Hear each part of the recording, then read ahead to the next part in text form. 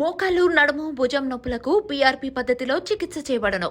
వేద pain clinic near metro station JNTU. Contact 8186959697.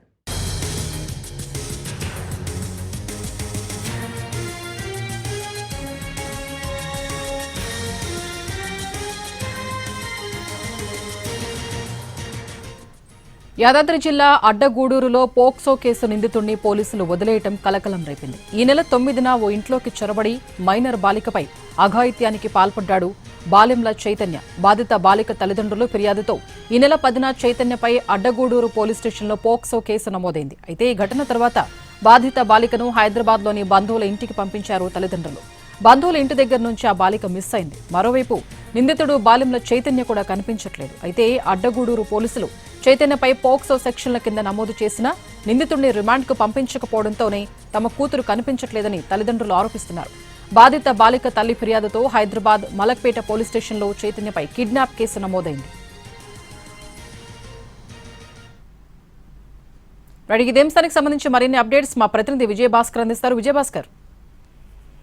స్వప్న POCSO కేసులో పోలీసుల వ్యవహారం వివాదాస్పదంగా మారింది. యాదాద్రి జిల్లా అడ్డగూడూరు పోలీస్ స్టేషన్ పరిధిలో ఈ నెల 9వ తేదీన ఓ యువకుడు ఓ ఇంట్లోకి చొరబడి మైనర్ బాలిక పట్ల అసభ్యంగా ప్రవర్తించాడు. దీనికి సంబంధించి బాధిత కుటుంబం పోలీసులకు ఫిర్యాదు చేసింది. 10వ తేదీన ఫిర్యాదు అందడంతో అదే రోజు నిందితులపైన పోక్సో సెక్షన్ కింద కేసు నమోదు చేశారు. పోక్సో సెక్షన్ 11, 12 కింద కేసు నమోదు చేశారు. అయితే ఆ తర్వాత ఈ వివాదాల నేపథ్యంలో మైనర్ బాలికను హైదరాబాద్ లో తమ బంధువుల ఇంటికి పంపించగా ఎవరైతే పోక్సో కేసు నమోదైందో చైతన్య అనే యువకుడు నేరుగా బంధువుల ఇంటికి వెళ్లి ఆ అమ్మాయిని కిడ్నాప్ చేసినట్లు కూడా తెలుస్తుంది. అయితే ఈ మొత్తం ఘటనలో పోలీసులు నిర్లక్ష్యంగా వ్యవహరించిన పోక్సో కేసు నమోదు చేసిన చైతన్యను అరెస్ట్ చేసి రిమాండ్కు తరలించకపోవడం వల్లే బంధువుల ఇంటికి వెళ్లి మైనర్ బాలికను కిడ్నాప్ చేసినట్లుగా బాలిక బంధువులు ఆరోపిస్తున్నారు.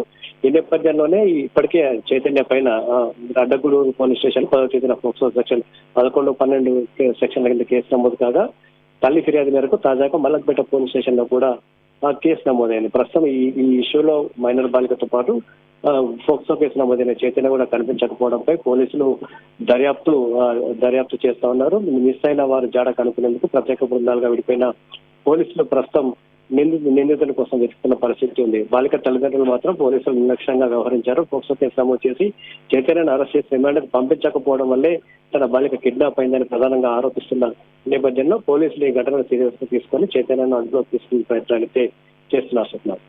Right, thank you Vijayabhaskar.